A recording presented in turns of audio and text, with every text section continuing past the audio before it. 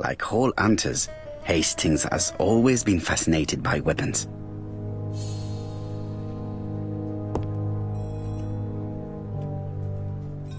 Japp has invested a great deal in his career.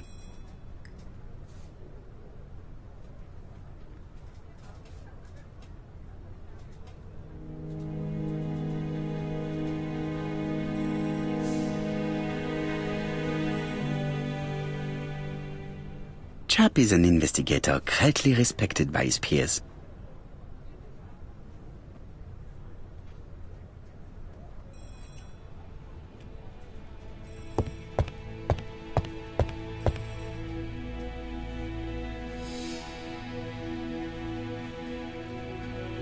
London.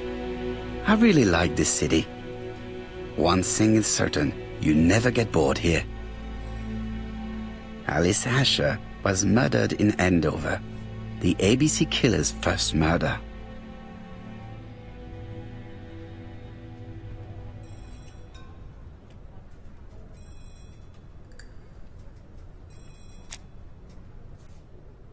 Japp appears to be snowed under.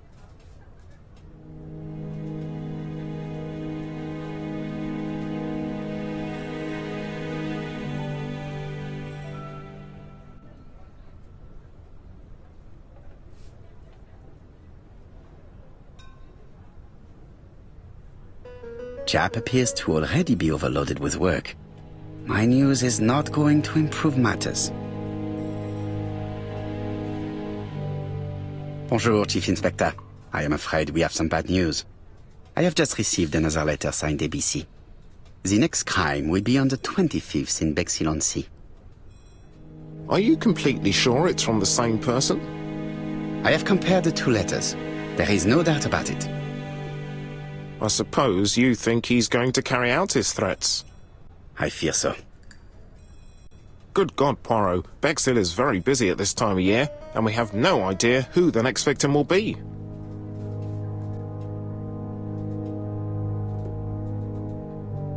I suspect that the name of the second victim will start with B.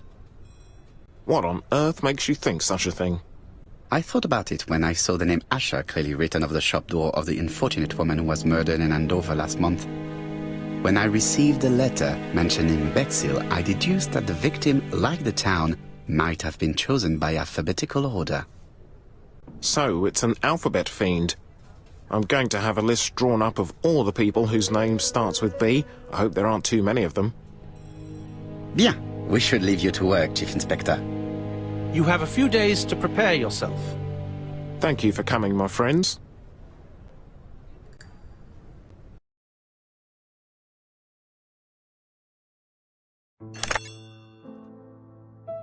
Poirot? Chief Inspector Japp, your call does not bode well.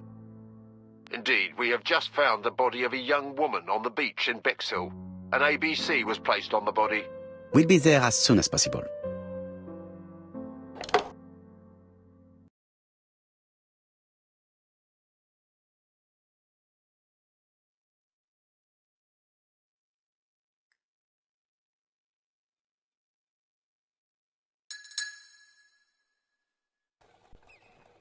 Bexhill is a delightful town.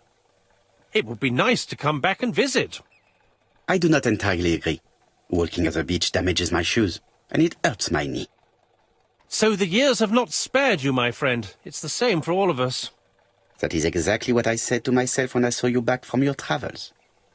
Poirot! Do not be offended, Hastings. I can see Japp waiting for us. And from his face, I would say that things are not looking good.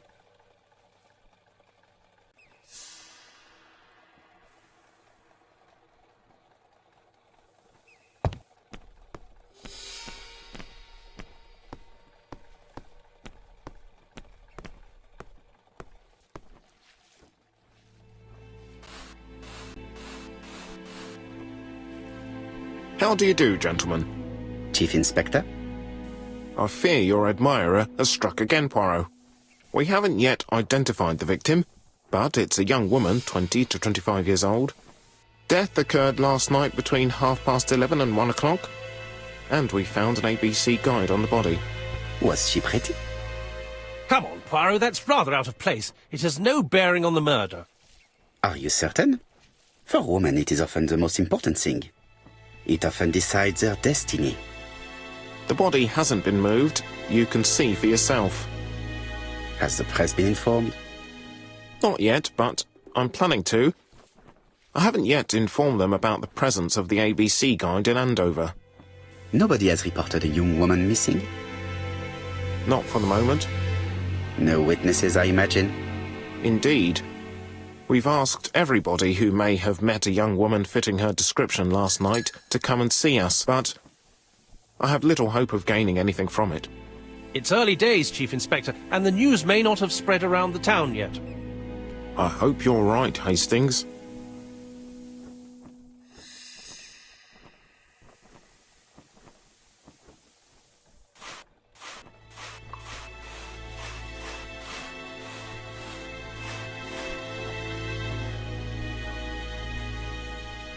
A braided silk belt. It may have belonged to the victim. This key is too small to be one for a house. Without a doubt, it is for a padlock.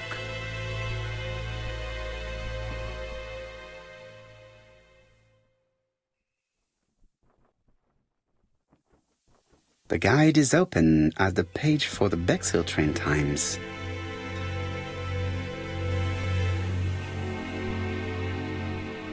Apart from the marks on her neck, there are no signs of the struggle. She didn't manage to hit her assailant. These marks have been left by a rope or a braided cloth. She was a great beauty. Strange that chap didn't notice it. The young woman wasn't wearing shoes or a coat and was not carrying a bag. That's strange. Either the murderer stole her belongings or she put them somewhere safe. Maybe so that she could bath. Let us now try and get our brain cells to work.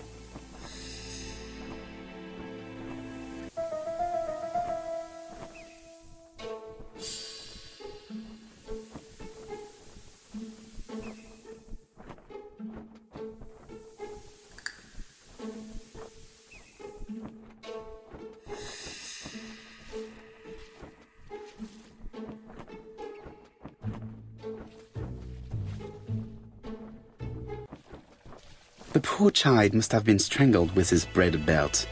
Unfortunately, in view of the fabric, it is unlikely that we will find any prints. Let us now try and get our brain cells to work.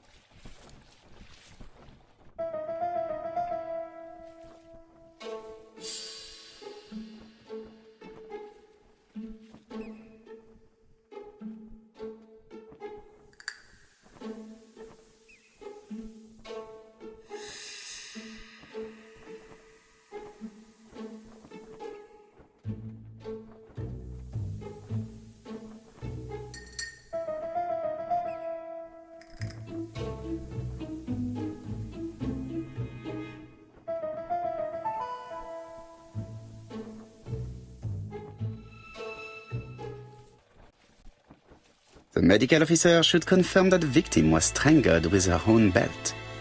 That's what I thought. She shows the usual signs of strangulation. With a little luck, we'll find prints this time. You are too optimistic, Hastings. Our killer is far too meticulous for that.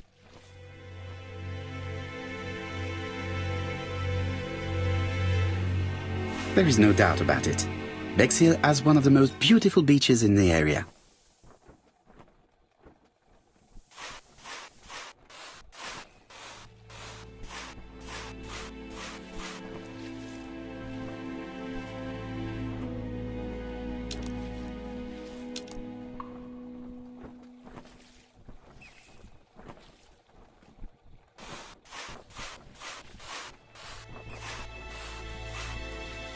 This hut is locked.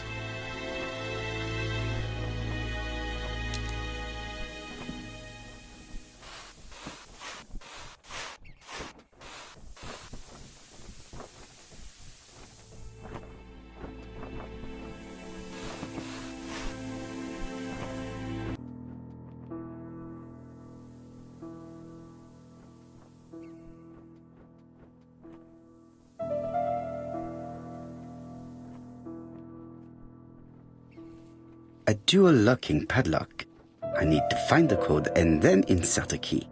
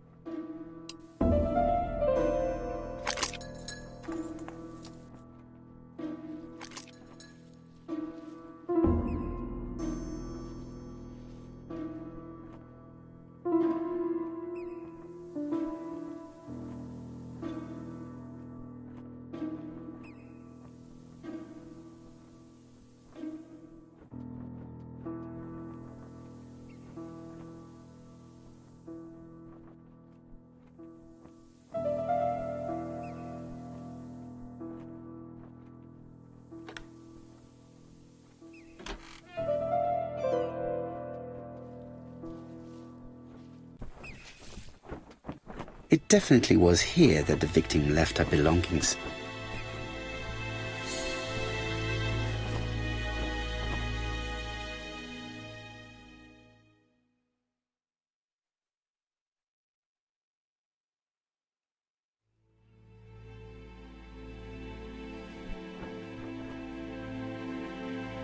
Betty's first day at work. Mom is very proud of you. Elizabeth Barnard, 7 August 1931. So, the young lady did have a name starting with B, and she worked as a ginger cat, an establishment that must be slightly further along the beach. The purse is full. Yet again, we can dismiss theft as the motive for the murder. Here is the watch she must have removed to prevent it from getting wet. A top-brand lipstick. She liked to take care of her appearance. As well as a photo of the victim with some company. It could be useful to me.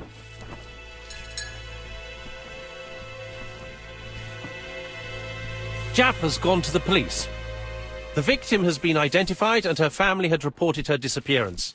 She was called Elizabeth Barnard, mainly Betty. She worked as a ginger cat at the cafe slightly further along the beach. But Poirot, how on earth? Never mind.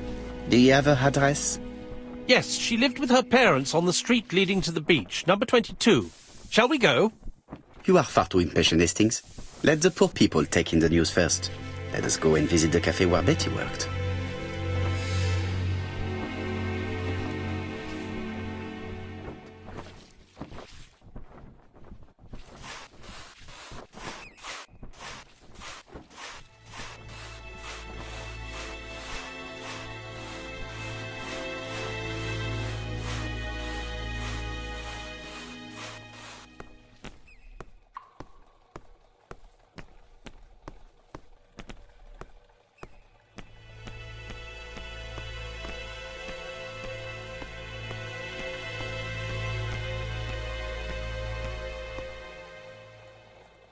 With all these tourists, these shops must be thriving.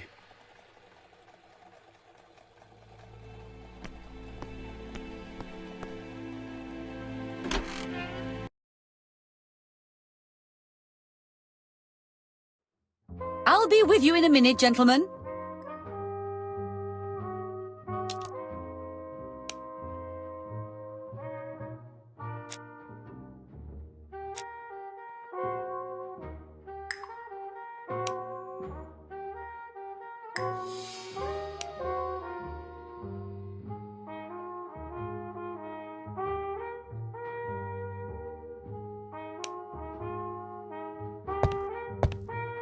This is a well-laid table. Nothing is out of place and, above all, no creases.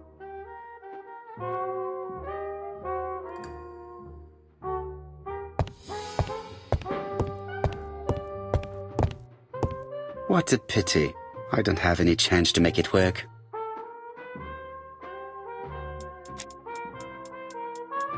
Something tells me that she's the owner of the ginger cat.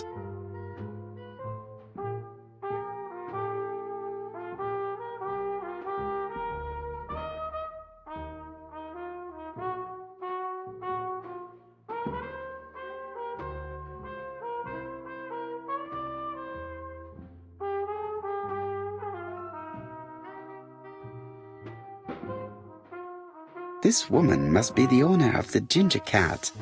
It looks like something is bothering her. How can I help you? A hot chocolate and a tea for my friend, please. I'll bring it straight away.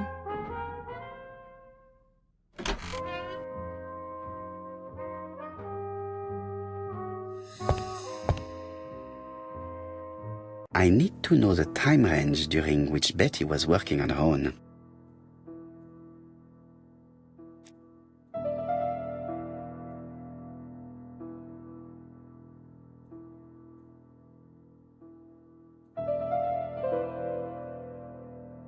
Where is Betty? Betty worked from 11 a.m. to 7:30 p.m. Would she have been alone at any time during her service?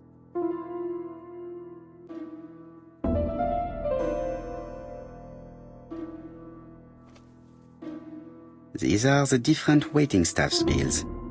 Which ones were written by Betty?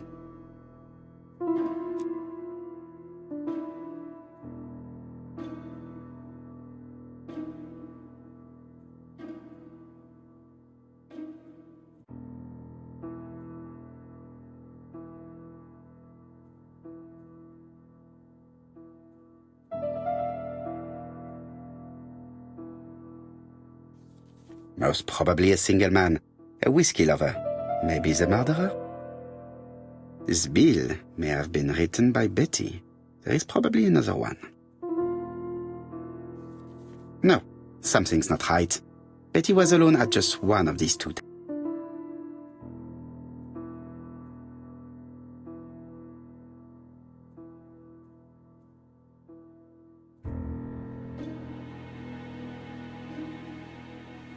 Most probably a single man. This bill may have been written by Betty. There is probably another one.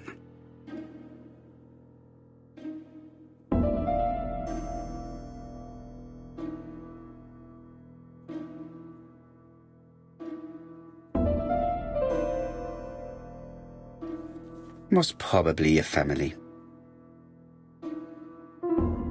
Betty served a family and a man on his own, a whiskey drinker, maybe the murderer. This information will help me to progress. But, gentlemen, what are you doing? We are searching for clues, mademoiselle. My name is Hercule Poirot. I am a detective, and this is Captain Hastings. Does Betty Barnard work here? That is correct. She should have been here a while ago. Punctuality is the first rule of politeness. I fear that Miss Barnard will not be coming today. She has just been found, dead, on the beach a few hundred meters from the cafe. How awful. Poor young thing. What happened? She appears to have been murdered. This is most distressing. How this will affect my business, I shudder to think.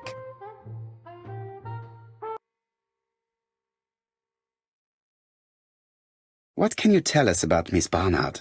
Nothing, absolutely nothing.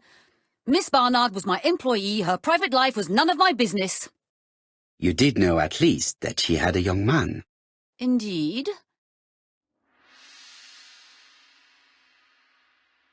This photo was found. Is this him? Yes, that's him all right. But I haven't seen him for some time.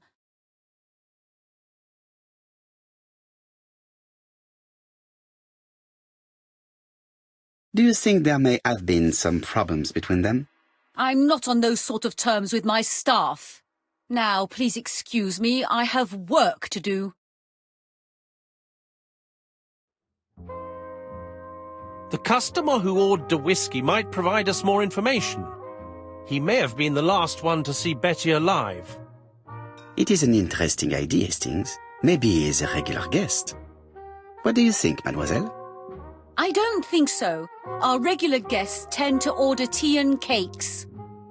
At this time of the year, there are a lot of tourists about you never see again. That's what I thought. Time to visit Betty's home.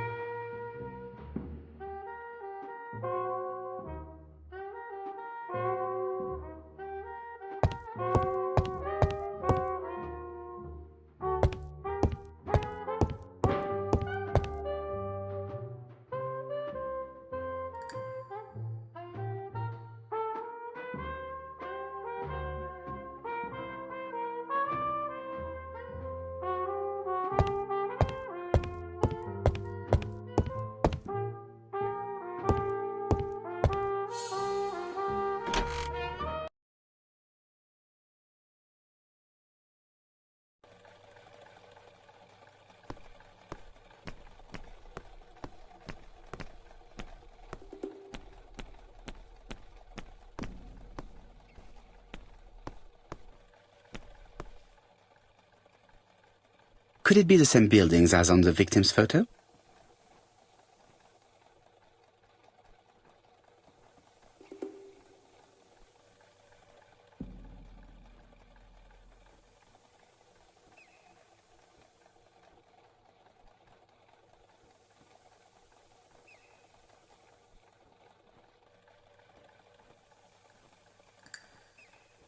This is definitely where the photo I found in the hut was taken.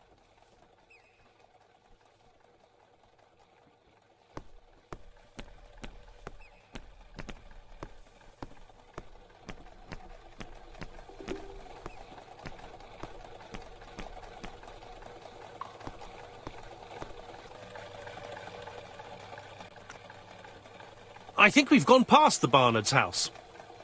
Luckily for me, you have an exceptional sense of direction, Hastings. You are a great explorer.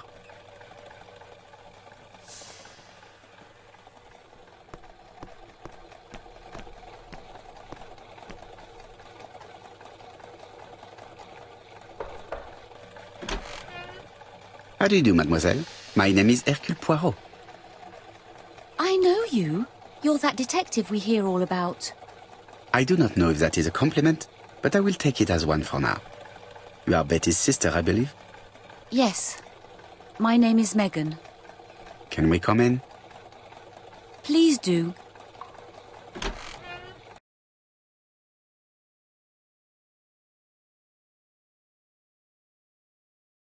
My parents are at the police station. I doubt they'll be up to speaking to you later. Do not worry, we will not bother them. Did you know your sister's plans for yesterday evening? No. I arrived by train this morning. My parents called me in a panic when they discovered that Betty had disappeared. She went out last night, but she didn't tell them where she was going. What was your last conversation about? Her new dress. She wanted a pair of black stockings to go with it. Mother brought her a pair. The very day it happened. She was crying. And to think that Betty never even wore them. Poor Mummy.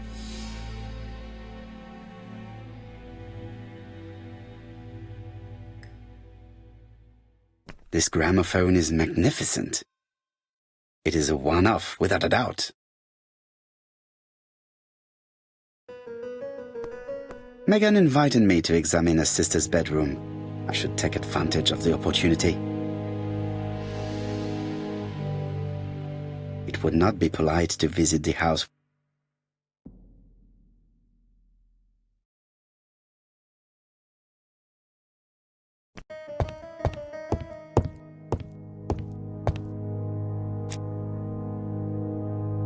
What is she feeling at the moment?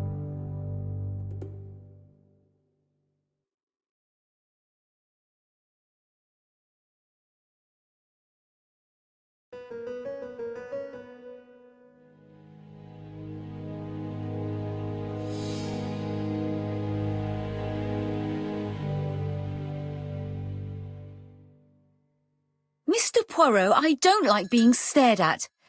If you have something to say, would you please say it to me?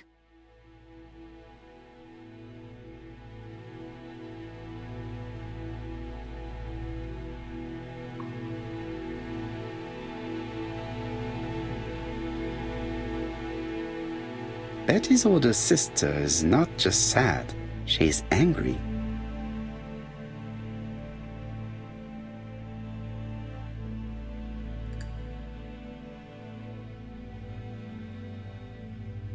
Your sister had a fiancé, I believe? Yes, he's called Donald Fraser.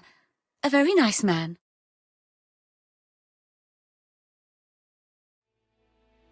Do you know where we might find him? He works at the estate agent's, Corton Brunskill.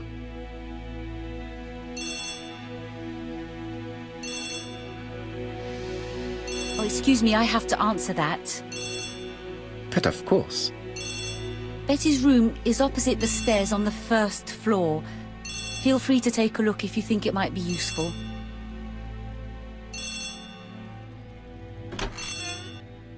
This young woman is far too clever not to have anything else for us. Do you think she's hiding something? That is what I'm trying to find out.